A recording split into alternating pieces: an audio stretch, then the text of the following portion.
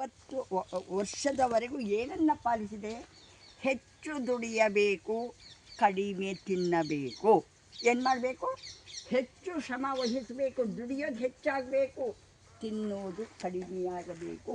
ಕಡಿಮೆ ತಿಂದಷ್ಟು ಆರೋಗ್ಯದಾಯಕ.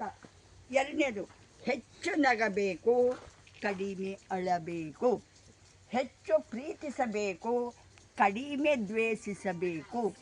ಹೆಚ್ಚು ಆರೋಗ್ಯವಂತರಾಗಿರಬೇಕು, ಸೋಮಾರಿಗಳು ಆಗಿರಬಾರದು.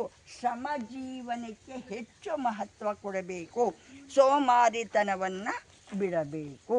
ಈ ಎಲ್ಲ ಅಂಶಗಳನ್ನು 90 ವರ್ಷದವರೆಗೆ ಪಾಲಿಸ್ತಾ ಬಂದೆ. ಅದರ ಗುಟ್ಟು ಇದು, ನನ್ನ ಆಯಸ್ಸಿನ ಗುಟ್ಟು. ಯುವ ಜನಾಂಗ ಏನಿದ್ದೀರ, ಭಾರತದ ಬೆನ್ನೆಲುಬು. ನಿಮ್ಮನ್ನು ಅವಲಂಬಿಸಿದೆ ನಮ್ಮ ಭಾರತದ ಅವನತಿ ಉನ್ನತಿ ನಿಮ್ಮ ಕೈಯಲ್ಲಿದೆ. ಮೊದಲೇನಾಗಬೇಕು? ಎಲ್ಲ ಮಾಲಿನ್ಯ ಆಗೋದಕ್ಕೆ ಕಾರಣ ನಮ್ಮ ಮನಸ್ಸಿನ ಮಾಲಿನ್ಯ. ನಮ್ಮ ಮನಸ್ಸು ಹಸನಾಗಬೇಕು, ಎಲ್ಲವೂ ಸರಿ ಹೋಗುತ್ತೆ. ಮಣ್ಣು ಕಲುಷಿತ, ನೀರು ಕಲುಷಿತ, ಗಾಳಿ ಕಲುಷಿತ, ಆಕಾಶ ಕಲುಷಿತ, ಎಲ್ಲವೂ ಕಲುಷಿತ ಆಗಲಿಕ್ಕೆ ಮುಖ್ಯ ಕಾರಣ ಏನು? ನಮ್ಮ ಮನಸ್ಸು ಕಲುಷಿತ ಆಗಿದೆ, ಕಶ್ಮಲಗಳಿಂದ ಕೂಡಿದೆ. ನಾವು PhD ಮಾಡ್ತೇವೆ, ಶೋಧನೆ ಮಾಡ್ತೇವೆ, ಸಂಶೋಧನೆ ಮಾಡ್ತೇವೆ, ಏನೆಲ್ಲ ಇಂಜಿನಿಯರಿಂಗ್ ವಿದ್ಯಾರ್ಥಿಗಳಿದ್ದೀರಾ, ನಿಮ್ಮ ಆಂತರ್ಯಕ್ಕೆ ಇಳಿದಿದ್ದೀರಾ? ನಿಮ್ಮ ಮನಸ್ಸಿನಲ್ಲಿ ಇರ್ತಕ್ಕಂಥ ಕಸ, ಕಡ್ಡಿ, ಕುಂದು ಕೊರತೆ, ದೋಷ, ದೌರ್ಬಲ್ಯಗಳೇನಿದೆ ಎಲ್ಲವನ್ನು ಮೆತ್ತಿ ನಿಂತಿದ್ದೀರಾ? ಅದು ಮಾಡಬೇಕು. ಏನನ್ನು ಮಾಡಬೇಕು? ಮನಸ್ಸಿನ ಸಂಶೋಧನೆ. ನಾನು ಹೇಗಿದ್ದೇನೆ, ನನ್ನ ಮನಸ್ಸು ಹೇಗಿದೆ? ಮಂದಿರದಲ್ಲಿ ಅಲ್ಲ ದೇವರಿರೋದು, ಎಲ್ಲರ ಮನಸ್ಸಿನಲ್ಲಿ, ಸಕಲ ಜೀವರಾಶಿಗಳಲ್ಲಿ ದೇವರಿದ್ದಾನೆ.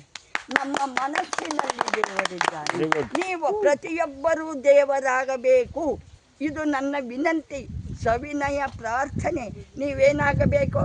ದೇವರು. ಯಾರನ್ನು ದೇವರು ಅಂತ ಹೇಳ್ತೇವೆ ನಾವು? ಯಾರು ಬೇಡೋದಿಲ್ವೋ, ಯಾರು ನೀಡ್ತಾರೋ, ಕೊಡುಗೈಯಾಗಿ ದಾನ ಮಾಡ್ತಾರೋ, ದೇವರು ಏನನ್ನಾದರೂ ಬೇಡಿದಾರ ಇದುವರೆಗೆ? ಹಾಗೆ ಪ್ರತಿಯೊಬ್ಬರೂ ದೇವರಾಗಬೇಕು, ಶ್ರಮಜೀವಿಗಳಾಗಬೇಕು, ಆರೋಗ್ಯವಂತರಾಗಬೇಕು, ದೃಢಕಾಯರಾಗಬೇಕು, ಮಿತವ್ಯಯಿಗಳಾಗಬೇಕು. ಈಗ ಹೇಳಿದ್ರಲ್ಲ ಪ್ಲಾಸ್ಟಿಕ್, ಅದನ್ನು ತ್ಯಜಿಸಬೇಕು. ಏನನ್ನು ಬಳಸಬೇಕು?